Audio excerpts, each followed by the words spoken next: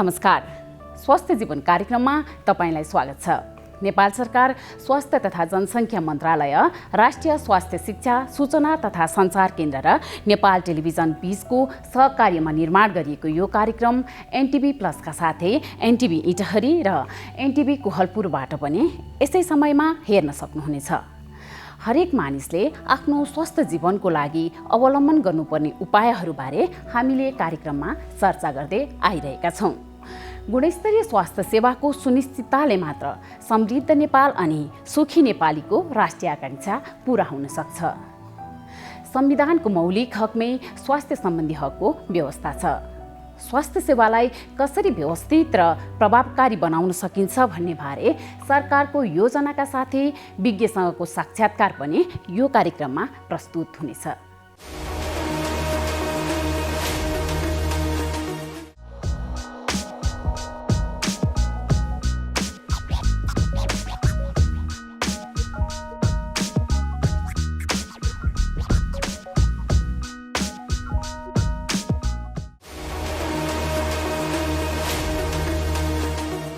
अहिले घना बस्ती भएका काठमाडौँ लगायतका सहरहरूमा तीव्र रूपमा कोरोना भाइरस संक्रमित थपिएका छन्।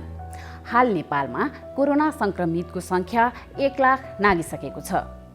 स्वास्थ्य तथा जनसङ्ख्या मन्त्रालयले कोरोना पोजिटिभ आएका व्यक्तिहरू आइसोलेसनमा नबसे संक्रमण ऐन अनुसार कारबाही गर्ने जनाएको छ। अहिले विभिन्न संस्थाहरूले कोरोना भाइरस कोभिड-19 को रोकथाम र नियन्त्रणमा सरकारलाई सहयोग गरिरहेका छन्। यस्ता संस्थाहरूले स्वास्थ्य र सरसफाई, सहायता र सूचना डेस्क, जीविकोपार्जन लगायतका क्षेत्रहरूमा सहयोग गरिरहेका छन्। यसका साथै हात धुने अस्थायी केन्द्र निर्माण, क्वारेन्टाइन र आइसोलेसन कक्ष बनाउन मात्र होइन, निःशुल्क अक्सिजन वितरणदेखि पछिल्लो समय प्लाज्मा दान अभियान समेत सञ्चालन गरिरहेका छन्। जनचेतना र पूर्व तयारी अभियानमा लागिरहेका संस्थाहरूमध्ये केहीको प्रयास आजको श्रृङ्खलामा प्रस्तुत गर्नेछौँ। साथै स्थानीय तहले कोभिड-19 को रोकथाम, नियन्त्रण, व्यवस्थापन र राहत वितरणमा गरिरहेका प्रयासबारे पनि चर्चा गर्नेछौँ। सुरुमा कोरोना भाइरसको संक्रमण बढ्दै गएपछि सरकारले गरेका निर्णयहरू समेटिएको यो रिपोर्ट। स्वास्थ्य तथा जनसङ्ख्या मन्त्रालयले कोरोना भाइरस पोजिटिभ आएका व्यक्तिहरू आइसोलेसनमा नबसे संक्रामक ऐन अनुसार कारबाही गर्ने जनाएको छ। मन्त्रालयले त्यस्ता व्यक्तिहरूलाई संक्रामक रोग ऐन अनुसार 6 महिना जेल सजाय हुने चेतावनी दिँदै पोजिटिभ रिपोर्ट आएका व्यक्तिहरूलाई मापदण्ड अनुसार आइसोलेसनमा बस्न अनुरोध गरेको हो। मन्त्रालयका प्रवक्ता प्राध्यापक डाक्टर जागेश्वर गौतमले केही व्यक्तिहरू कोरोना पोजिटिभ आएपछि आइसोलेसनमा नबसेको पाइएको भन्दै आइसोलेसनमा नबसे कारबाही गर्न गृह मन्त्रालयलाई पत्राचार गरिएको बताउनुभयो। उहाँले पोजिटिभ आएका व्यक्तिहरू आइसोलेसनमा नबसेमा घर परिवार र छरछिमेकले समेत अनुगमन गरी खबर गर्न आग्रह गर्नुभयो। मन्त्रालयले कोरोना संक्रमणको शङ्का लागेर PCR परीक्षण गर्न दिएका सबै व्यक्तिहरू रिपोर्ट नआएमा घरमा क्वारेन्टिनमा बस्न अनुरोध गरेको छ। कोरोना भाइरसको संक्रमण बढ्दै गएपछि सरकारले भिडभाडमा गएर दशैंको किनमेल नगर्न समेत आग्रह गरेको छ। मन्त्रालयका प्रवक्ता गौतमले कोरोना संक्रमणको जोखिम झनझन बढेकोले दशैंमा भिडभाडमा सपिङ नगर्न आग्रह गर्नुभयो। कोभिड-19 पोजिटिभ आएका व्यक्तिहरू आइसोलेसनमा नबसेको पाइएकोले केही मान्छेहरू आइसोलेसनमा बस्नु भएको छैन र यस्तो रिपोर्ट हामीलाई प्राप्त भएको छ। यस्तो अवस्थामा घर परिवार छिमेकीले समेत अनुगमन गरी हेरी पत्ता लगाइकन खबर गरिदिनु हुन अनुरोध छ। यदि कसैले पोजिटिभ आएको व्यक्ति आइसोलेसनमा नबसी बाहिर हिँडेको छ, अरूको सम्पर्कमा आएको छ भने संक्रामक रोग ऐन अनुसार 6 महिना चाहिँ जेल सजायसम्म हुने व्यवस्था छ। हामीले चाहिँ गृह मन्त्रालय र जिल्ला प्रशासन कार्यालयहरूलाई चाहिँ सूचना गरिसकेका छौँ र यही अनुसार चाहिँ आइसोलेसनमा नबस्ने व्यक्तिहरूलाई पक्रेर सजाय दिन पनि हामी अनुरोध गर्दछौँ। र यसपछि कोरोना परीक्षणको लागि स्वाब दिनु भनेको हामीलाई कोरोना सङ्क्रमण भएको शङ्का लागेरै हो। यसरी स्वाब परीक्षण गर्न दिएपछि नतिजा नआउन्जेलसम्म क्वारेन्टिनमा एक्लै बसौँ। यसरी सावधानी अपनायो भने बिचमा धेरैलाई कोरोना सङ्क्रमण सार्ने डर कम हुन्छ। अरूबाट आफूमा पनि सर्ने हुँदा एकान्तवासमा बसौँ। धेरैजसो सङ्क्रमितहरू बिना लक्षण नहुने भएको हुँदा उहाँबाट अरूलाई सर्ने खतरा धेरै हुने भएकोले सावधानी लिउँ। सबैलाई सावधान गराउँ। कोरोना सङ्क्रमण देखिँदैमा आत्तिहाल्नु पर्दैन। कुनै लक्षण छैन र घरमा आइसोलेसनमा बस्ने ठाउँ छ भने घरमा नै बस्नु उचित उपाय हो। घरमा आइसोलेसनमा बस्दा आफू बिरामी छु भनी मनमा नलिने। सङ्क्रमण हुँदैमा सबैजना बिरामी हुँदैनन्। तातो पसिलो झोल पदार्थ खानेकुरा खाने, नियमित काम छ भने अनलाइनबाट आफ्नो कामलाई नियमितता दिने, नियमित योग व्यायाम गर्ने, आत्मबलियो बनाउने उपायहरू गरौँ जसले सङ्क्रमणसँग लड्न बल पुग्छ। सरकारले कोरोना महामारीका कारण यो दशैँमा जो जहाँ छ त्यहीँ बसेर मनाउन आग्रह गर्दै आएको छ। पछिल्लो समयको लकडाउन खुलेपछि घना बस्ती भएका काठमाडौँ लगायत सहरहरूमा तीव्र रूपमा सङ्क्रमित थपिएका छन्। हाल नेपालमा कोरोना सङ्क्रमितको सङ्ख्या 1 लाख नागिसकेको छ।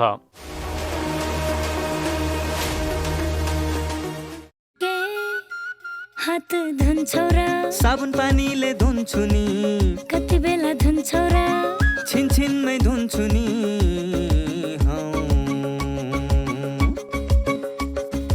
घरमा पस्दा अफिस पस्दा सधैँ धुन्छु हात। कोरोनालाई यसै गरी भगाइदिन्छु म त। घरमा पस्दा अफिस पस्दा सधैँ धुन्छु हात। कोरोनालाई यसै गरी भगाइदिन्छु म त।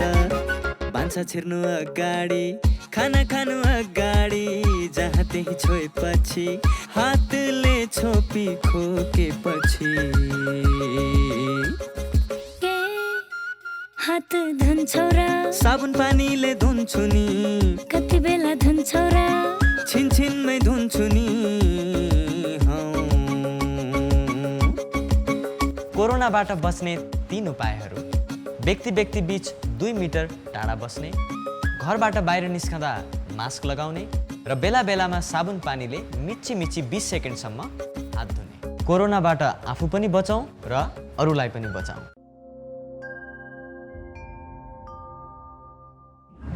नमस्ते। कोभिड-19 यौन सम्पर्कबाट फैलिन्छ या फैलिँदैन भन्ने बारे अहिलेसम्म कुनै प्रमाण भेटिएको छैन। केही केसहरूमा भाइरस वीर्य वा शुक्राणुमा फेला परेको त छ, तर शुक्राणुमा भाइरस सक्रिय अवस्थामा रहेको वा नरहेको यकिन गर्न सकिएको छैन। त्यसैले अहिलेसम्म यो भाइरस यौन सम्पर्कबाट फैलिन्छ भन्ने कुराको कुनै प्रमाण छैन।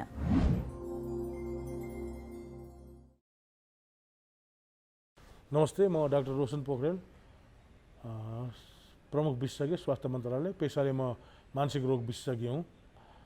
कोरोना रोग अहिले जुन भयावह रूपमा देखा परेको छ, योसँग हामी डराउनु चाहिँ पर्यो, योसँग हामी सचेत हुनु पर्यो। तर के बुझ्नु पर्यो भने जुन चाहिँ अहिले यसले गर्दाखेरि डर त्रास देखिएको छ, त्यसलाई चाहिँ नलिकन अगाडि बढ्न सक्यौँ, यो निको हुन्छ। 95 देखि 98% कोरोना भएका व्यक्तिहरू पुरै निको हुन्छन्। नेपालमा त 99% नै निको हुने रेट छ। त्यही भएर निको हुन्छ, लागिहाल्यो भने आत्तिनु पर्दैन। खालि हामीले 3टा चिज SMS भन्छौँ, एउटा सामाजिक दूरी, मास्क लाउने र सेनिटाइज गर्ने अथवा बारम्बार हात धुने गर्न सक्यौँ र आफ्नो व्यवहारमा केही परिवर्तन गर्न सक्यौँ भने कोरोना लाग्दैन। लागिहाल्यो पनि यसको उपचार छैन। अटोमेटिक 14 दिनसम्म तपाईँले आफ्नो व्यवहारमा परिवर्तन गर्न सक्नुभयो र गाह्रो भएको खण्डमा अस्पताल जानुभयो भने यो निको हुन्छ भन्ने सन्देश चाहिँ सबैलाई दिन चाहन्छु। कोरोना भाइरस कोभिड-19 को रोकथाम र नियन्त्रणमा विभिन्न संस्थाहरूले सरकारलाई सहयोग गरिरहेका छन्। विभिन्न संस्थाहरूले स्वास्थ्य र सरसफाई, सहायता र सूचना डेस्क, जीविकोपार्जन लगायतका क्षेत्रमा मात्र होइन, पछिल्लो समय अक्सिजन ब्याङ्क र प्लाज्मा ब्याङ्क स्थापनामा पनि क्रियाशील छन्। कोभिड-19 रोकथामका लागि खटिरहेका केही संस्थाहरूको अनुभव समेटिएको सामग्री अबको क्रममा। कोरोना भाइरस कोभिड-19 को रोकथाम र नियन्त्रणमा विभिन्न संस्थाहरूले सरकारलाई सहयोग गरेका छन्। विकास साझेदार, दात्री निकाय, राष्ट्रिय तथा अन्तर्राष्ट्रिय गैर सरकारी संस्था तथा निजी क्षेत्र लगायत सम्पूर्ण सरकारुला निकाय कोभिड-19 को रोकथाम र नियन्त्रणमा केन्द्रित छन्। सरकारले कोभिड-19 को रोकथाम र नियन्त्रणको लागि विभिन्न दात्री निकायहरूबाट सहयोग प्राप्त गरेको छ। सरकारले चीन, भारत, जापान, स्विजरल्यान्ड, जर्मन, विश्व बैंक, एसियाली विकास बैंक, विश्व स्वास्थ्य सङ्गठन, युनिसेफ लगायतबाट आर्थिक सहयोग तथा स्वास्थ्य सामग्री प्राप्त गरेको छ। कतिपयले कोभिड-19 को रोकथाम र नियन्त्रणको लागि प्राविधिक सहयोग प्रदान गर्दै आएका छन्। कन्ट्र्याक्ट ट्रेसिङ, प्रयोगशाला स्थापना, सूचना प्रविधि लगायत क्षेत्रमा पनि उनीहरूले सहयोग गरेका छन्। नेपालमा क्रियाशील विभिन्न संस्थाहरूले स्वास्थ्य र सरसफाई, सहायता र सूचना डेस्क, जीविकोपार्जन लगायत क्षेत्रमा सहयोग गरिरहेका छन्। कोरोना भाइरसको सङ्क्रमण बढिरहेको र अस्पतालमा बेडको अभाव भएको परिस्थितिमा होम आइसोलेसनमा बसेका विपन्न र अशक्तहरूलाई निःशुल्क अक्सिजन दिन लायन्स क्लबले अभियान नै चलाएको छ। गरेका छौँ भने सरकारसँग स्वास्थ्य मन्त्रालयसँगै मन्त्रीज्यूकै उपस्थितिमा हामीले यो कार्यक्रमहरू गरेका छौँ। त्यसका अलावा जस्तो लायन्स क्लब इन्टरनेसनल भन्दा बित्तिकै 104 वर्ष अगाडि अमेरिकाबाट स्टार्ट भएको र हाम्रो नेपालमा 50 वर्ष अगाडि स्टार्ट भएको एउटा संस्था भएका हुनाले हामीले आफ्नो समाज, आफ्नो देशमा, जनसमुदाय स्तरमा आफूभन्दा कम अवसर प्राप्त र कम भाग्यमानी व्यक्तिहरूका लागि हामीले आफूले पकेटबाट जति बचेको छ, हामी अहिले 36,000 हाराहारीमा लाइन्सहरू छ हामी नेपाल अधिराज्यभरि। सबैले आफ्नो पकेटबाट जति बचाउनु भएको छ, जति चाहनुहुन्छ त्यसलाई चाहिँ खर्च गरेर विभिन्न कार्यक्रमहरू गरिरहेका छ र एउटा स्वास्थ्य क्षेत्र पनि हाम्रो मेजर कार्यक्रम चाहिँ रहेको छ।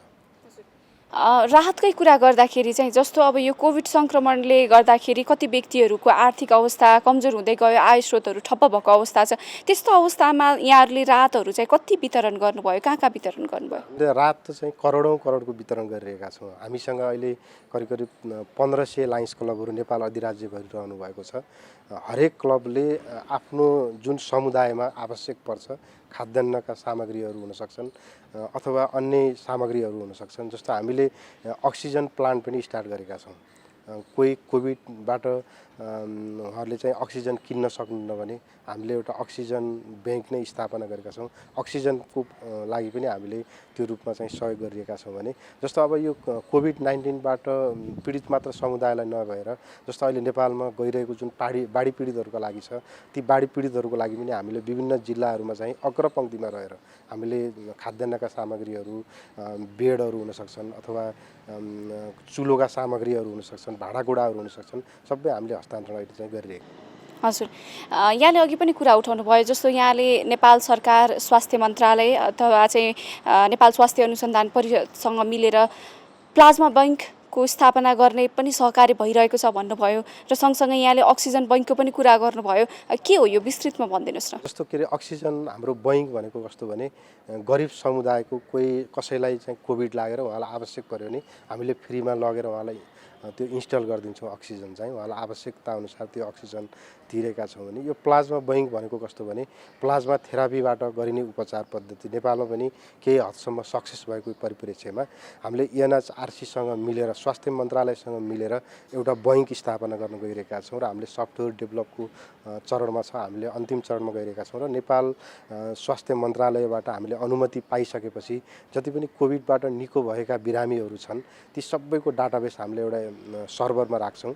अनि कसैलाई चाहिँ कोभिड-19बाट बिरामी भएका निकोहरूको लागि रगत चाहियो भने उहाँहरूलाई काउन्सिलिङ गर्ने, तपाईँले यो हस्पिटलमा गएर तपाईँको रगतले चाहिँ कसैको ज्यान बचत हुन्छ, तपाईँले रगत चाहिँ दिनुहोस् भनेर उनीहरूलाई काउन्सिलिङ गर्ने, उनीहरूलाई चाहिँ जस्तो पुर्याउनुपर्छ भने लायन्स क्लबका माध्यमबाट उहाँलाई त्यहाँसम्म त्यो ठाउँमा पुर्याएर रगत दिएर उहाँको चाहिँ घरसम्म पुर्याइदिने, हरेक किसिमको चाहिँ काउन्सिलिङ गर्ने र हामीले चाहिँ जहाँ आवश्यकता हुन्छ त्यो रगत चाहिँ त्यसलाई परिपूर्ति गर्नका लागि पनि हामीले यो अभियानतर्फ छौँ र हामीले सायद अर्को हप्तादेखि यो अफिसियली रूपमा लन्च गरेर चाहिँ।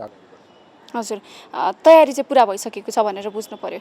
अर्को यहाँले जस्तो भन्नुभयो नि अक्सिजन ब्याङ्कको कुरा, कसैलाई आपत परेको छ, कसैले पाउनु भएको छैन भनेदेखि यहाँहरूसँग कसरी सम्पर्क गर्ने त्यो पाउनको निम्ति? विभिन्न मिडियाहरूमा, पत्र पत्रिकाहरूमा, तपाईँहरू जस्तो मिडियाहरूमा हामीले फोन नम्बर दिएका छौँ। जसले काउन्सिलिङ गर्नुहुन्छ, जसले यो प्रोजेक्ट हेर्नुहुन्छ, उहाँको फोन सबै समुदायहरूलाई हामीले न्युज च्यानलका मार्फत, न्युज पेपरका मार्फत अनि सोसल मिडिया मार्फत हामीले प्रचार प्रसार गरिरहेका छौँ र यो हाम्रो कन्टिन्यू रूपमा चलिरहेको पनि मैले जानकारी गराएको छु। हजुर, यहाँसँग त्यो नम्बर उपलब्ध छ? मसँग जस्तो मलाई पनि कन्ट्याक्ट गर्न सक्नुहुन्छ 9851033907 पनि सम्पर्क गर्न सक्नुहुन्छ। भन्नाले जस्तो हजुरले पनि कुनै एउटा गरिब समुदायको जसलाई अक्सिजन आवश्यक छ कहीँ पत्ता लगाउनु भयो भने हामीलाई सम्पर्क गर्नुभयो भने हाम्रो चाहिँ टेक्निसियन टिम गएर त्यो अक्सिजन चाहिँ त्यहाँ गएर जोडिदिने, उहाँलाई उपचारको लागि चाहिँ सहयोग गर्ने त्यो काम चाहिँ हामीले गरिरहेका छौँ। हजुर, लायन्स क्लबकै कुरा गर्दाखेरि चाहिँ यहाँहरूका क्षेत्रहरू नेपालभित्र पनि होइन धेरैवटा क्षेत्रहरू छन्, यहाँले काम गरिरहेको क्षेत्रमा चाहिँ के कस्तो काम भइरहेको छ, के गरिरहनु भएको छ? हामीले पहिलो चरणमा यानि कि यो 100 वर्षको इतिहासबाट हाम्रो 50 वर्षको यो लामो चाहिँ एउटा इतिहासमा हामीले नेपालमा अन्धोपन निवारणका लागि पहिलो कार्यक्रम गऱ्यौँ। अनि त्यसपछि नेपालमा जति पनि आँखा अस्पतालहरू रहेका छन् तिनीहरूलाई वेल इक्विप्ड गर्ने अथवा बिल्डिङ बनाइदिनका लागि लायन्स क्लब इन्टरनेसनल ठुलो लगानी गरेको छ। तपाईँ हरेक अस्पतालहरूमा जानुहोस्, जस्तो टिचिङ अस्पतालमा राइट साइडको एउटा आँखा अस्पताल हेर्नुभयो भने त्यो लायन्स क्लब इन्टरनेसनलले बनाइदिएको बिल्डिङ हो। तपाईँ जस्तो चितवनमा जानुहोस् अथवा पूर्व पश्चिमतिर जानुहोस्, हरेक आँखा अस्पतालहरूका लागि यस्तै लायन्स क्लबले नै यो कार्य गरिरहेको छ भने अब हामी चाहिँ बढी डायबिटिजलाई फोकस गरेर अगाडि बढिरहेका छौँ। जस्तो अहिले डायबिटिज एउटा डरलाग्दो रोगको रूपमा चाहिँ अगाडि बढेको छ, जसको कारणले प्रेसर बढ्ने अथवा आँखाको प्रब्लम आउने, फिजिकल्ली पनि केही प्रब्लम आउने हुनाले हामीले चाहिँ डायबिटिज सेन्टरका रूपमा डायबिटिज एवेरनेसका कार्यक्रमलाई बढी फोकस गरेर अगाडि बढ्नेछौँ। हजुर, अहिलेको परिप्रेक्ष्यमा चाहिँ जसरी यहाँहरूले नेपालमा कोभिड सङ्क्रमण नियन्त्रण गर्नको निम्ति सरकारहरूसँग मिलेर एउटा कामहरू गरिरहनु भएको छ, यसमा चाहिँ जनताहरूलाई के आह्वान गर्न चाहनुहुन्छ? यो काममा साथ सहयोगको अपेक्षा छ कि छैन? जस्तो अहिले यही कोभिड-19 को यो जुन कारणले काठमाडौँ र मेरो क्षेत्र भनेको काठमाडौँको सर्टेन भाग, त्यसपछि गण्डकी र धवलागिरी पर्छ। हरेक अस्पतालहरूमा रेड क्रससँग पनि रगत एकदम अभाव देखियो। मैले आज डिस्ट्रिक्ट गभर्नर सबै क्लबहरूलाई हामीले रगत एउटा सङ्कलन अभियान चलाउँ भनेर हामीले आह्वान गऱ्यौँ। त्यो रूपमा चाहिँ अहिले कुनै पनि अस्पतालमा जानुभयो, रेड क्रसमा जानुभयो भने कहीँ पनि रगतको अभाव छैन। हामीले यो 3 हप्ताको पिरियडमा हरेक लायन्स क्लबहरूले, एउटा लायन्स क्लबले त 700-800 पिन रगतसम्म पनि सङ्कलन गर्नुभयो भनेपछि हामीले चाहिँ जहाँ आवश्यकता त्यहाँ लायन्स भनेअनुसार जे आवश्यक हुन्छ, तत्कालीन अवस्थामा जे आवश्यक हुन्छ त्यो आह्वान गरेर हामी चाहिँ यसरी पनि अगाडि बढिरहेका छौँ। र जस्तो के अरे यो पनि एउटा चाहिँ सरकारलाई एउटा आयोज नेपालको एउटा संस्था भएको नाताले होइन नजिकको सम्बन्ध राखेर गरिएको कार्य पनि हो। त्यही रूपमा चाहिँ जस्तो जनताहरू जो चाहिँ अहिले कोभिड-19बाट बच्नु एउटा दायित्व छँदैछ, त्यसका अलावा उहाँहरूसँग एउटा उत्तरदायित्व पनि छ सरकारलाई सहयोग गर्ने, आफूले सकिन्छ निम्न स्तरका समुदायहरूलाई सहयोग गरिदिने, आफूले चाहिँ जस्तो के अरे मानौ न रगत दिन सकिन्छ रगत दिने, खाद्यान्न दिन सकिन्छ खाद्यान्न दिने, कुनै के अरे एवेरनेसका कार्यक्रमहरू चलाउन सकिन्छ आफ्नो समुदायमा बसेर एवेरनेसका कार्यक्रमहरू चलाइदिने, जनस्तरबाट पनि हामीले ठुलो एउटा योगदान चाहिँ दिन सक्छौँ हामी। सर, यहाँले अब यो अक्सिजन बैङ्कको पनि कुरा गर्नुभयो, जसलाई अक्सिजन आवश्यक परेछ उसले चाहिँ तपाईँहरूसँग सम्पर्क गर्न सक्ने भयो, तर आम नागरिकहरूले चाहिँ कहाँ सम्पर्क गर्ने होला? जस्तो हामीले यो अक्सिजन प्लान्ट चाहिँ ओन्ली कोभिड-19 का बिरामीहरूलाई टार्गेट गरेर स्थापना गरेको अक्सिजन बैङ्क हो। जुन समुदाय गरिब समुदायको कसैलाई अक्सिजन आवश्यक पर्यो भने हामीले उहाँलाई घरमै पुर्याउने यो व्यवस्था गरिरहेका छौँ। यसको लागि चाहिँ मेन पर्सन चाहिँ दीपक बन्सल हुनुहुन्छ, लायन्स क्लब अफ काठमाडौँ समर्पणको अध्यक्ष। उहाँलाई सम्पर्क गर्दा हुन्छ 9851103079 मा सम्पर्क गर्नुभयो भने हुन्छ, अथवा मेरो चाहिँ नम्बर पनि छ 9851033907 मा सम्पर्क गर्नुभयो भने हाम्रो टेक्निसियन टिम तपाईँको घरमै आएर अक्सिजन इन्स्टल गर्नुहुनेछ, इन्स्ट्रक्सन पनि यहाँलाई दिनुहुनेछ। र त्यो चाहिँ अक्सिजन पाउनको लागि कुनै पनि लाइन मेम्बरले सिफारिस चाहिँ गरेको हुनुपर्छ, किनभने जस्तो हाम्रो सर्टेन सामग्री नै त्यहीँ घरमा राख्ने भए हुनाले लायन्स क्लबको कुनै व्यक्तिले अथवा लाइन मेम्बरले सिफारिस गरिदिनु भयो भने हामी यो चाहिँ अक्सिजन उपलब्ध गराउँछौँ। हामीहरूको मोटो नै सर्भ हो र हामीहरूले विभिन्न चरणहरूमा विभिन्न किसिमका सेवाका कार्य त गरेर आइ नै रहेका छौँ।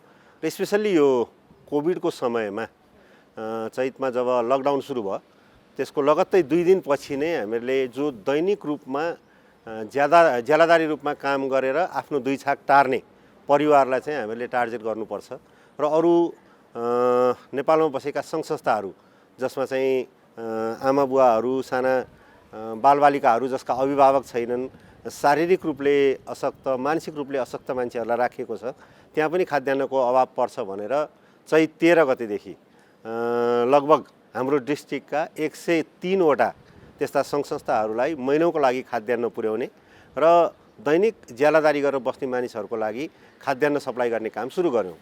त्यसको लगत्तै अब यसको प्रकोप पनि बढ्दै गयो। यो फैलिँदै गएको अवस्थामा हामीहरूले स्वास्थ्यसँग सम्बन्धित उपकरणहरू हाम्रो मल्टिपलले नै करिब 60 लाख रुपियाँको स्वास्थ्य मन्त्रालयलाई यो पिपिई, मास्क, ग्लोभ्सहरू चाहिँ नि उपलब्ध गरायौँ। त्यसपछि हामी फेरि खाद्यान्नमै लाग्यौँ। यो खाद्यान्नको समस्या अहिले अझ यो खुला भइसकेपछि अझ बढी बढेको छ र यो सँगसँगै अहिलेको सबैभन्दा ठुलो समस्याको रूपमा हामीले पाएको चाहिँ isolation centre. Specially covid affected भइसकेपछि भाडामा बस्ने मानिसहरू, त्यो थाहा हुने बित्तिकै घरबेटीले या त घर छोड्नलाई बाध्य गराउने, कमन टोयलेटहरू हुन्छ त्यो युज गर्न नदिने, कमन धारा हुन्छ पानी प्रयोग गर्न नदिने, खाना बनाएर खान पनि समस्या हुने स्थिति देखिएको हुनाले हामीहरूले आफूले पनि केही आइसोलेसन सेन्टरहरू सुरु गर्नुपर्छ भनेर अहिले 2टा आइसोलेसन सेन्टर काठमाडौँको गोकर्णेश्वर नगरपालिकामा नगरपालिकाले उपलब्ध गराएको शहीद पार्कको भवनमा हामीहरूको लायन्स क्लब इन्टरनेसनल 325A1ले चाहिँ नि 50 बेडबाट सुरु गरेका छौँ। त्यसलाई एक्सटेन्ड गरेर 70 बेडसम्म बनाउन सक्ने सम्भावना छ। त्यो टोटल्ली फ्री, हामीले कुनै गभर्मेन्टसँग पनि केही पनि आर्थिक सहयोग नलिकन त्यो आइसोलेसन सेन्टर सुरु गरेका छौँ भने पर्सि हामी विराटनगर जाँदैछौँ। विराटनगरमा यही फ्राइडे चाहिँ त्यहाँका मुख्यमन्त्रीज्यूले हाम्रो अर्को एउटा आइसोलेसन सेन्टर विराटनगरमा उद्घाटन गर्दै हुनुहुन्छ र त्यस्तो धेरै आइसोलेसन सेन्टरहरू चाहिन्छ र अरू पनि आइसोलेसन सेन्टरहरू गठन गर्नुपर्छ भनेर हामी त्यसमा पनि लागि परेका छौँ। हजुर, अहिलेको अवस्थामा यहाँहरूले गरिरहनु भएको मुख्य काम भनेको खाद्यान्न उपलब्ध जो चाहिँ सक्नुहुन्न उहाँहरूलाई र त्यस पछाडि चाहिँ आइसोलेसन सेन्टर बनाउने, त्यो सँगसँगै यो स्वास्थ्य सामग्रीहरू त्यसलाई पनि हामीले कन्टिन्युसली, जस्तै यो भिटिएम किट भन्छ, यो पनि कमी भएको अवस्था भएको हुनाले त्यो एउटाको लागि चाहिँ हामीहरूलाई इन्टरनेसनलबाट 4वटै डिस्ट्रिक्टलाई $10,000 उपलब्ध भएको थियो इमर्जेन्सी ग्रान्ट अन्तर्गत। त्यो $40,000 हामीले कम्प्लिटली भिटिएम किटहरू किनेर हस्पिटलहरूमा वितरण पनि गऱ्यौँ र हरेक हस्पिटलमा आवश्यक परेर हामीहरूलाई खबर आउँदाखेरि यो ग्लोभ्स, मास्क र पिपी चाहिँ हामीले अहिले पनि कन्टिन्युसली उपलब्ध गराइरहेका छौँ। जस्तो हाम्रो टेलिभिजन हेरिरहेको दर्शकहरू हुनुहुन्छ, अहिलेको अवस्थामा धेरै व्यक्तिहरूलाई समस्या परेको छ, जसले चाहिँ सामान्य रूपमा कमाइरहेको थियो उसको आर्थिक अवस्था एकदमै कमजोर भएर आय स्रोत पनि ठप्प भएको अवस्था छ। त्यस्तो अवस्थामा आम नागरिकहरूलाई पनि सहयोगको आवश्यकता परेको हुनसक्छ। उहाँहरूले चाहिँ आइसोलेसनको लागि होस्, खाद्यान्नको लागि होस्, समस्या परेको खण्डमा यहाँहरूलाई कसरी सम्पर्क गर्न सक्छन्? खाद्यान्नमा त हामीहरूको लायन्स फुड ब्याङ्क भनेर हामीले जुन गठन गऱ्यौँ त्यसमा धेरै साथीहरू आबद्ध हुनुहुन्छ। त्यसको संस्थापक पनि म आफै हुँ र साथीहरूले स्पेसल्ली यो जुन सङ्घ संस्थामा बस्ने मानिसहरू हुनुहुन्छ उहाँहरूले खाना सकिने बित्तिकै हामीहरूलाई खबर गरिहाल्नुहुन्छ र जुन त्यो सङ्घ संस्थाभन्दा बाहिर बस्नुभएका मानिसहरूलाई त्यहाँ हाम्रा लोकल लाइन्सका साथीहरू जति पनि हुनुहुन्छ, अहिले नेपालमा 37,000+ लाइन्स साथीहरू हुनुहुन्छ हैन, ती साथीहरूले खबर गरेको आधारमा हामी त्यहाँ खाद्यान्न पुर्याउने काम गरिरहेका छौँ। भने आइसोलेसन सेन्टर भर्खर सुरु भयो, 2 दिन मात्रै भयो हामीहरूले चाहिँ ओपनिङ गरेको। त्यसमा चाहिँ अब यति धेरै चाप आइरहेको छ, हाम्रो खास सोच चाहिँ नि साँच्चीकै आवश्यकता भएको मान्छे बसोस् भन्ने। तर कतिपय घर भएका मान्छेहरू पनि घरमा आफ्नो अरूलाई सर्ला भन्ने डरका कारण त्यहाँ आउन खोज्ने हैन। त्यो एउटा छनौटमा निकै अप्ठ्यारो हुँदा पनि अहिले चाहिँ मैले आफ्नै फोन नम्बर चाहिँ दिएर गर्दाखेरि पनि खास त्यो बेडहरू लगभग कम्प्लिट हुने स्थितिमा आइसकेको छ। मेरो कन्ट्याक्ट नम्बर चाहिँ 985111 25294 9851125294।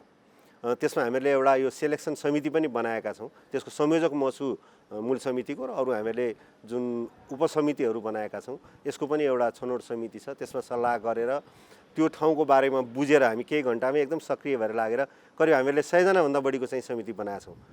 त्यसमा अब 4 छाक खानाको व्यवस्थापन गर्नु पर्यो, सरसफाइको व्यवस्थापन, फोहोर व्यवस्थापन, सुरक्षा, उहाँहरूको इन्टरटेनमेन्ट, योगा, सबै किसिमको चाहिँ व्यवस्था गरेर जङ्गलको माझमा छ। बडो वातावरणको हिसाबले सम्भवतः त्यस्तो कुनै पनि आइसोलेसन सेन्टर छैन।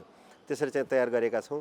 अहिले त्यसलाई अब सुव्यवस्थित गर्ने काममा चाहिँ हामी लागिपरेका छौँ। कोभिड बाहेक पनि लायन्स त एउटा सामाजिक संस्था भएको हिसाबले यहाँहरूले समाजमा प्रभाव पर्ने के त्यस्तो कामहरू गर्नुभएको छ जुन चाहिँ एकदमै सराहनीय छ अथवा चाहिँ भनौँ न एकदमै कामलाग्दो कुराहरू भएको छ? जस्तै लायन्स भन्ने बित्तिकै सुरुमा हजुरहरूलाई थाहा हुनुपर्छ, यो चाहिँ आँखा देखाउने संस्थाको रूपमा चाहिँ चिनिन्छ विश्वभरि नै। हामीहरूले चाहिँ नि साइट फर्स्ट भन्ने हाम्रो प्रोग्रामद्वारा यो कोर्निया, आँखाको कोर्निया कलेक्सन गरेर मोतीबिन्दुको अपरेसन जसले आँखा देख्न पाएका हुँदैनन् त्यसलाई गराउने कामलाई निकै अगाडि बढायौँ। 2002-03 सम्म श्रीलङ्काबाट यो आँखाको नानी चाहिँ किनेर ल्याउनु पर्थ्यो यहाँ, र धेरै आर्थिक रूपले सम्पन्न मान्छेले मात्रै कोर्नियाको अपरेसन गर्न पाउनुहुन्थ्यो। र मेरै Lions Club of Kathmandu Pashupatinath र तिलगङ्गा आँखा अस्पताल मिलेर आर्यघाटमा हामीले एउटा सानो अपरेसन थिएटर बनायौँ। अनि त्यो मृतकहरूको शरीर ल्याइ पुर्याउँदा उहाँको परिवारहरूसँग आँखा दानको लागि अनुरोध गर्न हामीले त्यहाँ केही मान्छे राखेका थियौँ। हामी पनि जान्थ्यौँ। सुरुमा पीडा पनि खान सक्ने सम्भावना हुन्थ्यो, रिसाउनुहुन्थ्यो मान्छेहरू। तर आजको दिनमा सबैजनाले चाहिँ बोलाएर आफ्नो मृतकको, आफ्नो परिवारको चाहिँ नि आँखा दान गर्न थाल्नुभयो। र नेपाल अहिले नेपालका सम्पूर्ण नेपालीलाई आवश्यक परेको बेलामा कोर्निया यथेष्ट भएर विदेशमा आवश्यक परेको ठाउँमा पठाउनु पनि सफल भइसकेको छ। र दोस्रो काम हामीले अर्को गऱ्यौँ, यो मिजेस रुबेला सुन्नुभएको छ, नेपालमा मिजेस रुबेलाको जुन खोप लगाइयो त्यो खोपको सम्पूर्ण खर्च नेपाल सरकारलाई चाहिँ लायन्स क्लब इन्टरनेसनलबाट चाहिँ गराएर हामीले यो कार्यलाई पनि अगाडि बढायौँ। त्यसै गरेर अर्को एउटा कार्यक्रम म गभर्नर भएको 2 वर्ष भयो त्यति बेला मैले सुरु गरेको छु, लायन्स स्किन ब्याङ्क, मर्नोपरान्त शरीरको छाला दान गर्ने। यो संस्कार चाहिँ हामीमा त्यति बढिसकेको रहन्छ। र आगोमा भात पकाउने महिलाहरू विशेष गरी 70% केस चाहिँ त्यस्तो आउँछ। उहाँहरूलाई आगो लागिसकेपछि तुरुन्तै छाला प्रत्यारोपण गर्न सकियो भनेदेखि पीडाबाट पनि मुक्त हुने, मान्छे बाँच्ने पनि। तर छालै रहन्छ हामी कहाँ, किनभने डोनेसन गर्ने संस्कारै छैन। अनि इन्डियाबाट छाला किनेर ल्याउनु पर्ने र 25 to 40% बर्न भएको कुनै एकजनालाई स्किन किनेर इन्डियाबाट ल्याउँदाखेरि करिब 1.5 लाखदेखि 4 लाख भारू खर्च हुने। र यहाँ नेपालको पहिला 3टा मन्त्रालयको स्वीकृति लिनु पर्थ्यो, धेरै लामो समय लाग्थ्यो। अहिले स्वास्थ्य मन्त्रालयको मात्रै लिए पुग्छ। र हामीले अहिले यो स्किन ब्याङ्क गठन गरेर छाला चाहिँ नि बल्कमा इन्डियाबाट ल्याएर राख्ने। अहिले यहाँबाट सबैले डोनेट गरेर पुग्ने स्थिति त छैन, र चाहिएको तुरुन्तै चाहिँ छाला उपलब्ध गराउने ताकि पीडामुक्त गरेर मान्छे बचाउन सकियोस्। 2200 भन्दा बढी मानिसहरू चाहिँ हरेक वर्ष छाला नपाएको कारणले मात्रै एकदम पीडादायक मृत्युवरण गर्न बाध्य हुनुहुन्छ नेपालमा। त्यसलाई चाहिँ टोटल्ली कम गराउने र कुनै पनि नेपाली छाला नपाएर नमरोस् भन्ने कारणले हामीले स्किन ब्याङ्क गठन गऱ्यौँ। तर सुसञ्चालन गर्न सकिएको छैन यो कोभिडकै कारणले, किन हामीले पनि अहिले विदेशबाटै ल्याउनु पर्ने स्थिति छ। र छिटै नै यो कार्यलाई पनि हामी सम्पन्न गराउन गइरहेका छौँ। त्यसै गरेर हामीले यसपालिका हाम्रा डिस्ट्रिक्ट गभर्नर 325A1 का लाइन टङ्कबहादुर श्रेष्ठ हुनुहुन्छ, उहाँले स्किन ब्याङ्क क्लोथ ब्याङ्क भनेर खोल्नु भएको छ।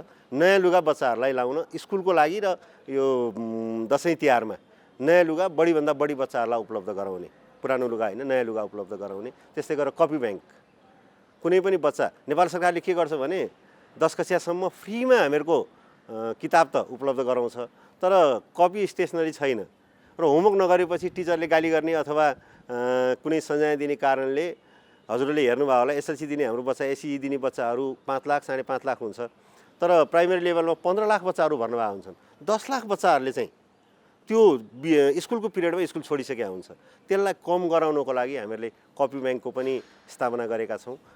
कम्तीमा 1.5 देखि 2 लाख बच्चाहरूलाई चाहिँ कपी उपलब्ध गराउने वर्षभरिको त्यो लक्ष्य हाम्रो रहेको छ। त्यसलाई हामीले अगाडि बढाइरहेका छौँ।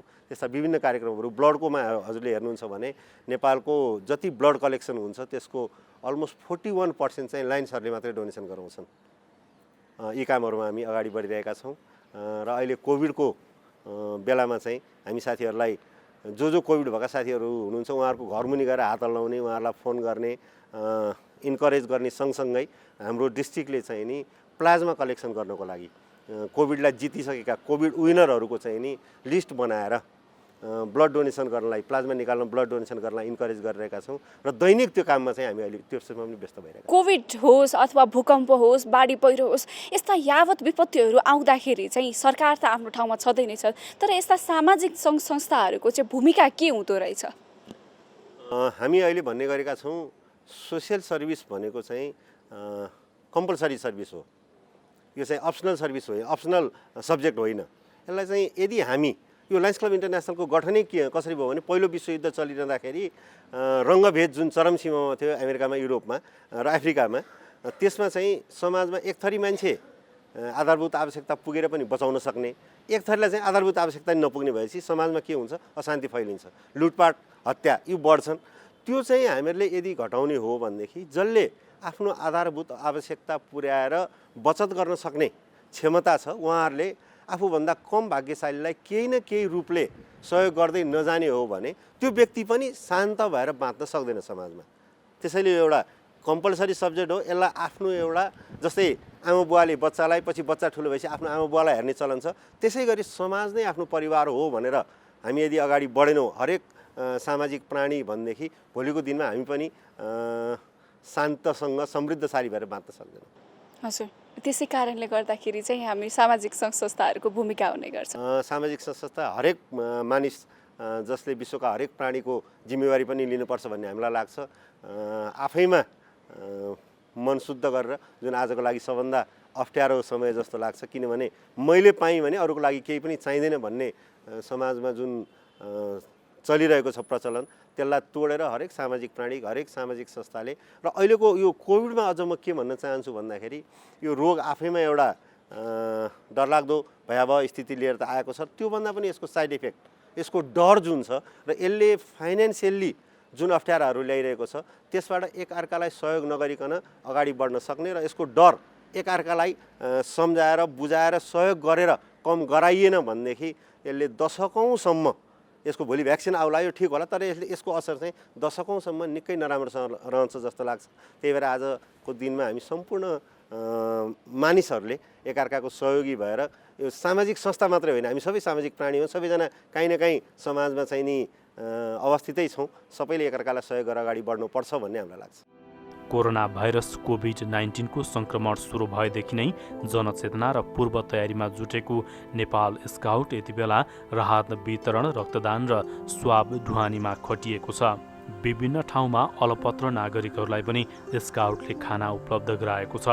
रगत अभावलाई मध्यनजर गर्दै आपतकालीन रक्तदान कार्यक्रम पनि सञ्चालन गरिएको छ।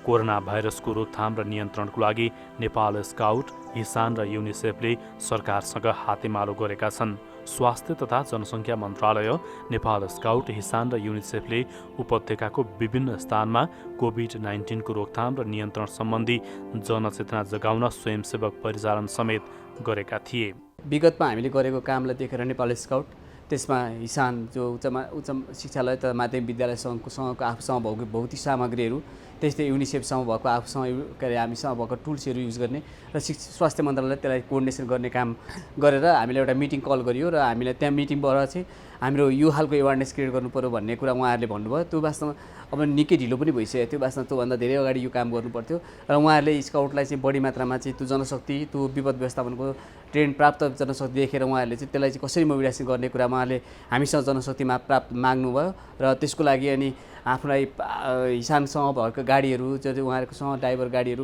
उहाँले उपलब्ध गराइदिने, ती खालका के अरे स्रोत साधन उहाँहरूले मोबिलाइजेसन गरेर युनिसेफले पनि त्यो खालको सपोर्ट गर्ने भनेर त्यो खालको मिटिङ हामीले सुरुवात गर्ने साथ सुरुमा हामीले उहाँहरूले प्रस्ताव राख्नुभयो के गर्न सकिन्छ सकिँदैन भनेर राखेपछि हामीले भन्यौँ यो गर्न सकिने कुरा हो, इमिडिएट हामीसँग भोलिन्टियर छ, हामी मोबिलाइजेसन गरिदिन्छौँ। हामी एक त अर्को हिसानसँग गाडीहरू छन्, उहाँहरूसँग गाडीहरू प्राप्त गरेर हामी इमिडिएट गाडीहरू के अरे गाउँमा के अरे हामी मेजर जो भिडभाड हुने ठाउँहरू छ, सहरका विभिन्न प्रमुख बजार केन्द्रहरू छन्, ती ठाउँमा हामीले मोबिलाइजेसन गर्न सक्छौँ र ती गाइडलाइन्सहरू हामीले गऱ्यौँ भनेर उहाँहरूलाई त्यो ढङ्गले लिएर जान सकिन्छ भनेर त्यो एवारनेस हामीले त्यो कुरा चाहिँ जब स्वास्थ्य मन्त्रालयको कोअर्डिनेसनमा त्यो स्वास्थ्य मन्त्रीको अध्यक्षतामा एउटा मिटिङ बसेर त्यो जुन खालको कोअर्डिनेसन गर्नुभयो, त्यो कोअर्डिनेसन पश्चात हामीले इमिडिएट हाम्रो भोलिन्टियरहरूलाई बोलायौँ र हामीले यसरी जान सकिन्छ, हामी जानुपर्छ भन्दाखेरि सबै आफ्नो युथहरू आफूलाई सेफ्टी अप्नाएर उहाँहरू जान तयार हुनुभयो र इमिडिएट हामीले लगभग 50 जना जति स्काउटको मेम्बरहरूलाई चाहिँ हामीले बोलायौँ, किनभने त्यो डिस्टेन्स के अरे सोसियल डिस्टेन्स मेन्टेन गर्नुपर्ने, आफूलाई पनि सेफ्टी राख्नुपर्ने भएकाले त्यो खालको क्षमता भएका मान्छेहरूलाई मात्रै हामीले बोलाएर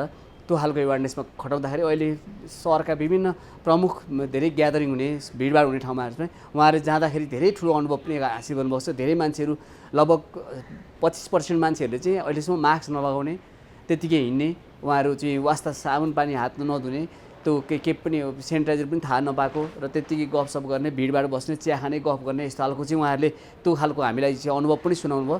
त्यसपछि हामीले त्यो गाइडलाइन्सका आधारमा उहाँलाई त्योभन्दा त्यहाँ गएर चाहिँ त्यो भिडभाडलाई मास्क लगाउन सिकाउने, मास्क लगाउने तरिकाहरूमा सिकाउने, यी खालका अवेरनेसहरू भिडभाडमा गएर गल्ली गल्लीमा छिरेर त्यो खालको यसरी समय हिँड्नु हुँदैन, यसरी जानु हुँदैन भन्ने कुरा चाहिँ ती खालका कुराहरूमा चाहिँ हामीले मोबिलाइजेसन गऱ्यौँ र त्यसले साँच्चै इफेक्टिभ अहिले चाहिँ धेरै मान्छेहरूलाई मास्क लगाउने त्यो तरिकासँग सिकाउने काममा चाहिँ यो अहिलेको एवेरनेस प्रोग्राममा यो खालको सहकार्यमा चाहिँ धेरै राम्ररी भइरहेको पनि छ। ठ्याक्कै उहाँहरूलाई गएर त्यहाँनिर गएर उहाँहरूले मास्क लगाएको हुँदैन, त्यो मास्क लगाउन सिकाइदिने, अनि भिडभाडमा सोसियल डिस्टेन्स मेन्टेन गरेको हुँदैन, सोसियल डिस्टेन्स मेन्टेन गर्न सिकाउने, अनि त्यो उहाँहरू सब्जीहरू किन्न जाने, तरकारी के अरे मार्केटमा जाने मान्छेहरूले चाहिँ त्यसलाई वास्तै गरेको छैन। त्यो समय चाहिँ अरू बेला मात्रै आफूलाई घरमा बसेको छ, सुरक्षित ठानेको छ, तर त्यो भिडभाडमा गएको बेला चाहिँ आफू अगाडि कुदेर जाने, त्यो लाइन लगाएर बस्नुपर्छ भन्ने कुरा लाइन लगाउन सिकाउने, यसरी भिडभाड गर्नु हुँदैन भन्ने कुराहरू चाहिँ माइकिङ मार्फत हामीले त्यो कुरा गर्ने र गएर हाम्रो भोलिन्टियरहरू गएर त्यो भनिदिने, अनि त्यो हामीले चाहिँ एवेरनेस क्रिएट गर्ने, त्यो लेखेका नाराहरू जुन जे कुरा छन् ती गाइडलाइन्स गरेको पर्चाहरू हामीले चाहिँ प्रत्येकको हात हातमा थपाउने र त्यो कुराको उहाँहरूलाई नथाहा पाएको कुराहरू राखेर बुझाइदिने। अझै कतिपय मान्छेहरू त आफ्नो भाषा पनि नेपालीमा भन्दा पनि नबुझ्ने, लोकल भाषा नेवारी भाषाहरू यी भाषाहरू हुनुपर्ने ती खालका लोकल भोलिन्टियरहरूलाई हामीले त्यहाँ मोबिलाइजेसन गरेर उहाँलाई त्यो सजिलो ढङ्गले बुझाइदिएपछि उहाँले त्यो भिडभाड त्यो ढङ्गले चाहिँ के अरे गतिविधि गर्ने कुरामा न्यूनीकरण हुँदै आएको कुरा चाहिँ छ। नेपाल स्काउटको आफ्नै कुरा भन्नुहुन्छ नि, हामी देशव्यापी रूपमा गइरहेछौँ, हाम्रो चाहिँ देशका सबै ठाउँमा भइरहेछ, प्रमुख सहरमा भोलिन्टियर गइरहेछ। कोरोनाका जटिल बिरामीको लागि ठुलो भरोसा मानिएको प्लाज्मा थेरापी गर्न प्रोत्साहन गर्ने उद्देश्यले प्लाज्मा दान अभियान सञ्चालन गरिएको छ। प्लाज्मा सङ्कलनको लागि काठमाडौँको त्रिवी शिक्षण अस्पतालमा प्लाज्मा ब्याङ्क स्थापना गरिएको छ।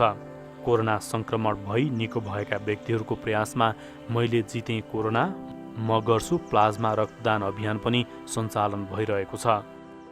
कोरोना सङ्क्रमित भएर निको भएर हामी फर्केका छौँ र हामीले विशेष गरी म नारायण घरती, प्रकाश भुजेल लगायतको हाम्रो एउटा समूह जो कोरोना चाहिँ सङ्क्रमित भइसकेपछि कोही साथीहरू होम आइसोलेसनमा बसेर, कोही चाहिँ हामी आइसोलेसनमै बसेर हामी कोरोनालाई जितेर फर्किसके पश्चात हामी जस्तै पीडा, हामीले भोगेको जस्तो पीडा नेपालको विभिन्न क्षेत्रमा ठाउँहरूमा र चाहिँ सबै क्षेत्रतिर कोरोना सङ्क्रमणले आजाद भइरहेको बेला र यसको एउटा मात्रै औषधि उपचारको न्यूनतम विकल्प चाहिँ प्लाज्मा थेरापी भन्ने जब निस्किसकेपछि अथवा आइसकेपछि यो विधि मार्फत पनि कुनै मान्छेलाई अथवा कुनै बिरामीलाई बचाउन सकिन्छ भने हामीले प्लाज्मा थेरापीलाई किन हामीले चाहिँ यसलाई आह्वान नगर्ने, प्लाज्मा थेरापीको लागि किन आह्वान नगर्ने भनेर हामीले मैले जिते कोरोना मैले गर्न सक्छु प्लाज्मा दान रक्तदान भन्ने एउटा अभियान नै हामीले सञ्चालन गरौँ र यो अभियान मार्फत हामीले सक्ने जतिलाई प्लाज्मा दान प्रदान गर्नका निमित्त उत्प्रेरणा पैदा गर्नुपर्छ भनेर हामीले सुरु गऱ्यौँ।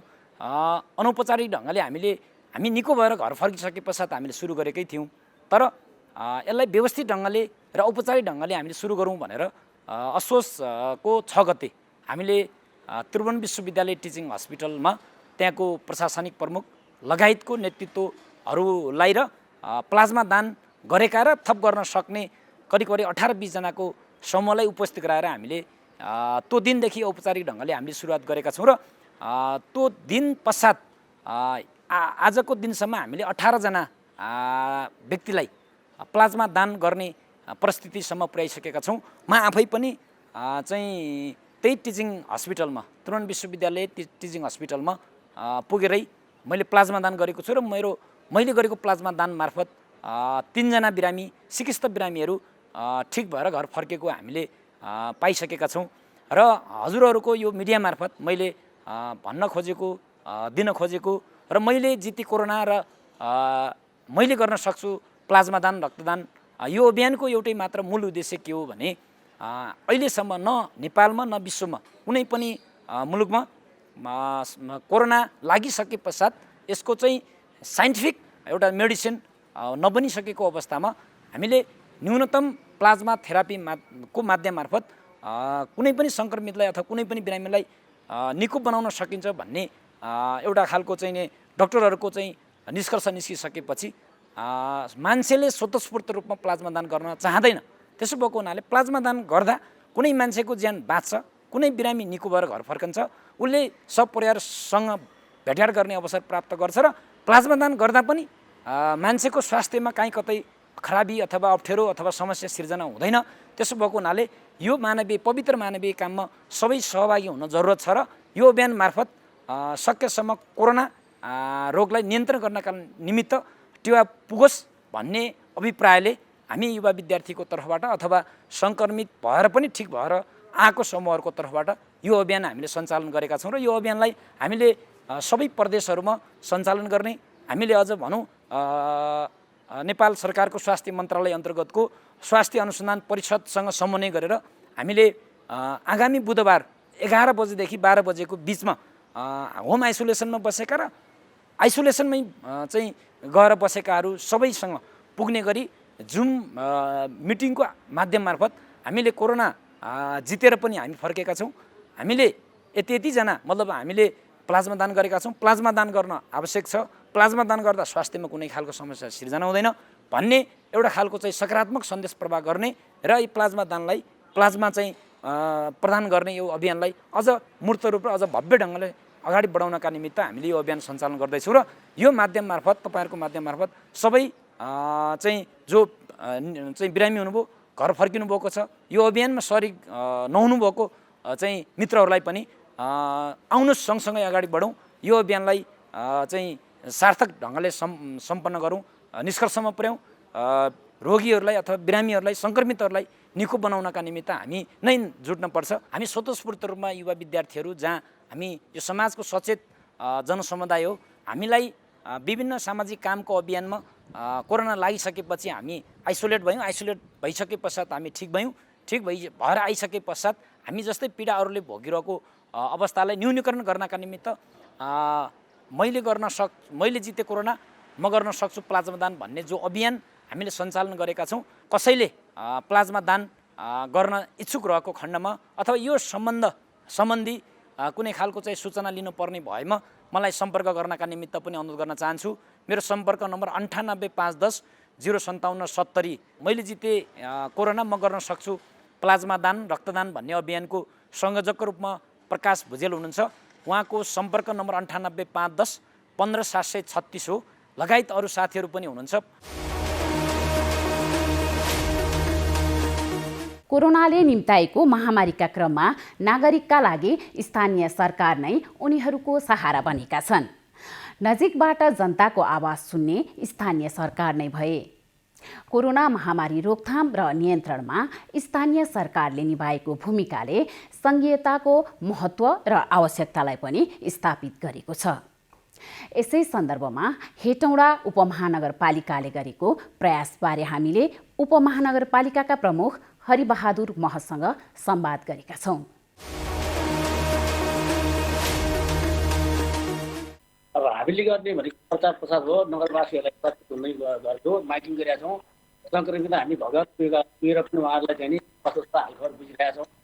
हामी नगरपालिका आफैले आइसोलेसन चलाएको छौँ र क्वारेन्टाइन पनि चलाएको छौँ र साथै यो चाहिँ नि क्वारेन्टाइन र होमलाई प्रायोरिटी दिएका छौँ र अहिले हामी सबै क्षेत्रका अब यहाँका स्थानीय तहका अधिकारी भयौँ, अब यहाँका चाहिँ जिल्ला प्रशासन कार्यालयदेखि गरी एउटा संयुक्त रूपमा चाहिँ नि सचेत गरेका छौँ र हामी पटक चाहिँ माइकिङ गराउने गरेका छौँ। म चाहिँ नि बाहिर ननिक्नु होला, काम गरिकन भनेर घरमै बस्ने र अनि सङ्क्रमित दिनै यो चाहिँ विभेद नगर किनभने त्यो सङ्क्रमित हुँदा सबैजना हुनु। त्यसकारण हामीले चाहिँ नि सङ्क्रमितसँग अलिकति भौतिक दूरी कायम गरेर उहाँलाई राम्रो व्यवहार गर्ने भन्ने प्रचार पनि गरेका छौँ। हामीले के चाहिँ गर्नु पऱ्यो भने आफू जोगिनु यसमा सचेत हुने हो। हामी कतिपय चाहिँ बुझ्दै पनि त्यो हुलमा मिसिन्छौँ र आफूलाई मास्क प्रयोग गर्दैनौँ। कम्तीमा हुलमा जाँदा प्रयोग गर्नु पऱ्यो, अलिपछि नगर्दा पनि हुन्छ। र अनि अब यो चुनौती चाहिँ भने यो सबै मिलेर यसलाई चाहिँ कोरोनालाई जित्ने हो। कोरोनासँग कसरी के गर्दा सकिन्छ त्यो आफैमा निर्भर भनेको भएको कुरा हो। हामीले जनप्रतिनिधि भइसके हामी नगरवासीलाई आग्रह अनुरोध गरेका छौँ र यी सबै कुराले के गर्न चाहिँ त्यसलाई न्यूनीकरण गर्न सकिन्छ भन्ने हामी लगातार लागेका छौँ। र अहिले चाहिँ हेटौँ नगरपालिकामा भर्दो पनि छ, त्यो अलिकति राम्रै पक्ष हो। नेपालभरिको स्थानीय तहको ठुलो चाहिँ प्रयास र एक अर्काप्रतिको कोअर्डिनेसनले गर्दाखेरि नै यो कोरोनालाई बिस्तारै हामी नियन्त्रणमा चाहिँ जाँदैछौँ। तर काठमाडौँ भ्याली बाहेकका अन्य धेरै ठाउँमा स्थानीय तहले सबै काम विकासमा काम पनि अरू थाती राखेर भने पनि बजेट चाहिँ विनियोजन गर्नु भएको छ। र हामीलाई अब साथ दिँदाखेरि यो सङ्घीय सरकारबाट त्यस्तो छुट्टै यो कोरोना सम्बन्धी पैसाहरू पठाएको छैन। हामी आफैले बजेट त्यसमा छुट्याएका छौँ। विपद व्यवस्थापन भनेर पैसा दिएर हामीले काम गरिरहेका छौँ। र जस्तो लाग्छ मलाई हेर्न चाहिँ हामी सबैको बिचमा अत्यन्तै राम्रो समन्वय छ, जनप्रतिनिधिको र जनताको बिचमा होस्, चाहे प्रदेश सरकारको बिचमा होस्, चाहे सङ्घीय सरकारको बिचमा होस्, हामीले राम्रो कोअर्डिनेट गरेर काम अगाडि बढाएको छौँ। यसलाई चाहिँ आत्मबल बलियो बनाउनुपर्छ पहिलो कुरो। र अलिकति चाहिँ यो रोगी अलिकति केही प्रेसर मुटुको रोगी, थाइरोइड, प्रेसर भएको मान्छेले या सुगर भएको मान्छेले अलिक होसियार हुनुपर्छ। अलिक यो चाहिँ कस्तो धेरै जस्तो सिम्टम देखाउँछ, यसलाई 90% यसले सिम्टम देखाउँदैन, ज्वरो पनि आउँदैन, खोकी पनि लाग्दैन। त्यस्तो भयो भन्दैमा हामी लापरवाही गरेर हिँड्नु हुँदैन। रहेछ त्यस्तो खासै यो गर्नु परेको छैन। र मैले त बारम्बार तपाईँ मिडिया मार्फतै आह्वान र अनुरोध गरेको छु नगरवासीसँग कि यसमा चाहिँ सत्य चाहिँ हुनुपर्छ। तर यसमा डराएर आत्मबल कमजोर हुनुहुन्न। यसो पहिलो औषधि भनेको आत्मबल हो, किनभने अहिलेसम्म यसो औषधि निकै छैन। अनि हामीले त आयुर्वेदिकका धेरै औषधहरू छन्, घरको भान्सा नै औषधालय छ। हामीले बेसार वास्ता गर्दैनौँ, कालो मरिच वास्ता गर्दैनौँ, अनि हामी अदुवाको वास्ता गर्दैनौँ, अनि कुजो भन्ने पाइन्छ, तुलसीको पत्ता आफ्नो आँगनमै हुन्छ। यी सबै चिजलाई मिलाएर पालेर खाँदाखेरि पनि एकदम फाइदा। पुरानै चिसो भएको छ कतिजनालाई यो, कारण हामीले आफ्नो घरमै पनि भान्सामा धेरै राम्रो कुराहरू छन्। त्यस कारण हामीले त्यो हाम्रो खानकीले पनि रोगलाई प्रतिरोध गर्ने क्षमता विकास गराउँछ। र हामीले यस्तो त्यस्तो चाहिँ हामीले यो पनि प्रचार गरेका छौँ, ठाउँ धेरै प्रचार गरेका छौँ। हामीले हेटौँडै उपमहानगरपालिकाको सन्दर्भमा यो 19वटा छ, 19वटामा 20वटा स्वास्थ्य चौकीहरू राखेका छौँ हामीले, जहाँ चाहिँ नि ग्रामीण एउटा अलिक धेरै ठुलो भूभाग हो र 2टा स्वास्थ्य चौकी राखेका छौँ। त्यहाँ सुत्केरी लगाएका विधाहरू त्यो वडैमा हामीले औषध उपचार गर्छौँ। र हामी कहाँ चाहिँ स्वास्थ्य कर्मीहरू 89 जना छन्। ती स्वास्थ्य कर्मीहरू आफ्नो क्षेत्रमा एकदम दत्तचित्त खटिरहनु भएको छ। कोही कोरोना आइसोलेसनमा क्वारेन्टाइनमा खट्नु छ भने हाम्रो चौकीमा चाहिँ स्वास्थ्य कर्मीहरू गाउँ गाउँमा जाने, सुत्केरीहरूको अवस्था के छ त्यो हेर्ने, प्रचार प्रसार गर्ने, त्यस्तो केही भयो भने आउनुहोस्। हाम्रो स्वास्थ्य चौकी फलाना छ, स्वास्थ्य कर्मीको प्रचार गरेका छौँ।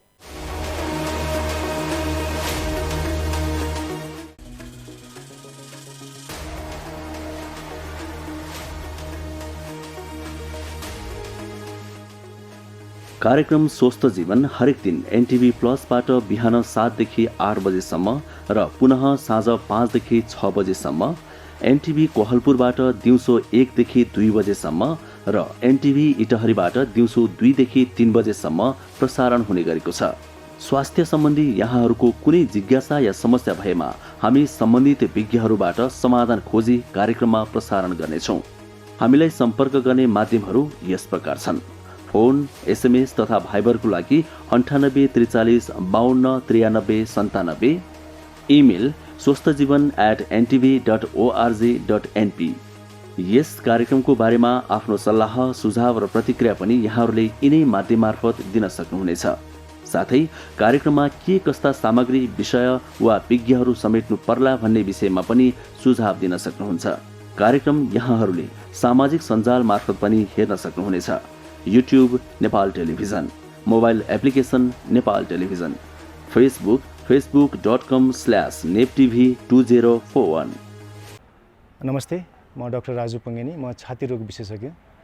म आज विभिन्न श्वास प्रश्वास रोगसँग सम्बन्धित समस्याहरू र यसमा कोरोनाले गर्दा पार्ने असरहरूको बारेमा बताउँदैछु। यो तपाईहरुमध्ये जसलाई पनि यो श्वास प्रश्वाससँग सम्बन्धित दीर्घ रोगहरू छन्, जसलाई सीओपीडी, क्रोनिक ब्रोन्काइटिस या ब्रोन्कियल आज्मा, या कसैलाई चाहिँ इन्टरस्टिशियल लङ डिजिज या लङ फाइब्रोसिस या पुरानो निमोनिया या टिबीको कारणले यो फोक्सोमा जति पनि समस्याहरू, दीर्घ समस्याहरू छन्, उहाँहरूलाई यदि कोरोना इन्फेक्सन भयो भने यो दीर्घ समस्याको चाहिँ अचानक एट्याकहरू आउन सक्ने सम्भावना रहन्छ। यदि तपाईहरुमा कुनै यस्तो खालको दीर्घ श्वास प्रश्वाससँग सम्बन्धित समस्याहरू छ भने घरमै सकेसम्म घर बाहिर ननिस्किदिनु होला, घरमै बसिदिनुस् र घरभित्रै पनि सकेसम्म आफूलाई फुर्तिलो राख्ने कोसिस गर्नुहोस्। विभिन्न खालको व्यायामहरू गर्न सकिन्छ, घरभित्रै पनि योगाहरू गर्न सकिन्छ। यो श्वास प्रश्वाससँग सम्बन्धित यो फिजियोथेरापी एक्सर्साइजेसहरू पनि गर्न सकिन्छ र सँगसँगै प्रोटिनयुक्त यो पोषिलो आहार हरू पनि गर्दै गर्नु होला। घरमा पनि सकेसम्म आफू बाहिर हिँड्ने आधा घन्टासम्म हिँड्नुभयो भने पनि शरीर अलि फुर्तिलो रहन्छ। र केही समस्या पर्यो जस्तै सास फेर्न अचानक गाह्रो भयो, ज्वरो आयो या चाहिँ खकार बाक्लो हुन थाल्यो, खकारमा पहेँलोपना आउन थाल्यो या खकारमा रगत आउन थाल्यो, कुनै पनि लक्षणहरू देखियो भने चाहिँ नजिकैको स्वास्थ्य चौकीमा स्वास्थ्य कार्यकर्ता या डाक्टरसँग सम्पर्क राख्नु होला। र यदि केही समस्या परेर तपाईँहरूसँग कुनै डाक्टरको नम्बर छ, तपाईँलाई पहिलादेखि देखाइराख्नु भएको डाक्टर हुनुहुन्छ भने उहाँहरूलाई फोनमा सम्पर्क गरेर उहाँहरूसँग सोधेर यो विभिन्न उपायहरू चाहिँ अवलम्बन गर्नु होला। र अर्को चाहिँ यो कोरोनाबाट बच्नको लागि जति पनि हामीले कुराहरू गर्छौँ, सामाजिक दूरी कायम गर्ने, बाहिर हिँड्दाखेरि मास्कको प्रयोग गर्ने, सरसफाइमा ध्यान दिने, यी सबै कुराहरू गरिदिनु होला। यो चाहिँ तपाईँहरू आफू पनि बस्नु होला र सँगसँगै अरूलाई पनि आफ्नो सङ्क्रमण सर्न सक्छ कि भनेर त्यो पनि ख्याल गरिदिनु होला। स्वास्थ्य सम्बन्धी महत्त्वपूर्ण नम्बरहरू। स्वास्थ्य सम्बन्धी कुनै पनि जानकारी र सहयोगका लागि स्वास्थ्य तथा जनसङ्ख्या मन्त्रालयका हटलाइन नम्बरहरू 1115 र 1133 वा मोबाइल नम्बर 985112 55839। एम्बुलेन्स सेवाको लागि 102 र 112। वैदेशिक रोजगारीको क्रममा स्वास्थ्यमा समस्या भएमा, अन्य सहयोग वा जानकारी आवश्यक परेमा श्रम, रोजगार तथा सामाजिक सुरक्षा मन्त्रालयको हटलाइन नम्बर 1141। शान्ति, सुरक्षा र अन्य सहयोगका लागि नेपाल प्रहरीको नम्बर 100। सशस्त्र प्रहरी बलको नम्बर 1114। रगत आवश्यक परेमा ब्लड बैंकको नम्बर 01 42 25 344। सार्वजनिक हितका लागि नेपाल टेलिभिजन।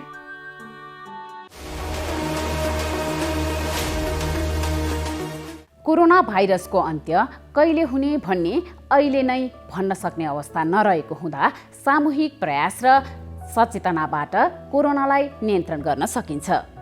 आजको श्रृङ्खलामा कोरोना भाइरसको सङ्क्रमण बढ्दै गएपछि सरकारले गरेका निर्णयहरूका साथै कोभिड-19 रोकथामका लागि खटिरहेका केही संस्थाहरूको अनुभव र स्थानीय तहले कोभिड-19 रोकथाम नियन्त्रण अनि व्यवस्थापन र राहत वितरणमा गरिरहेका प्रयासबारे चर्चा गर्यौं। आजका लागि स्वस्थ जीवन कार्यक्रमको समय सकिएको छ। यो कार्यक्रम नेपाल टेलिभिजनको वेबसाइट www.nepaltvonline.com तथा नेपाल टेलिभिजनको मोबाइल एप र फेसबुक, युट्युब जस्ता सामाजिक सञ्जालमा पनि हेर्न सक्नुहुनेछ। यो कार्यक्रममा तपाईका स्वास्थ्य सम्बन्धी समस्या, सरकारले प्रवाह गरेका स्वास्थ्य सेवा अथवा हाम्रो कार्यक्रमबारे कुनै जिज्ञासा भए हामीलाई सम्पर्क गर्न सक्नुहुनेछ। सम्पर्क माध्यम हामीले टेलिभिजन स्क्रिनमा देखाइरहेका छौँ। तपाईका समस्यालाई हामीले सरकारी अधिकारी वा विज्ञ मार्फत समाधान गर्ने प्रयास गर्नेछौँ। आजका लागि स्वस्थ जीवन कार्यक्रमबाट हामी सबैलाई बिदा दिनुहोस्। नमस्कार।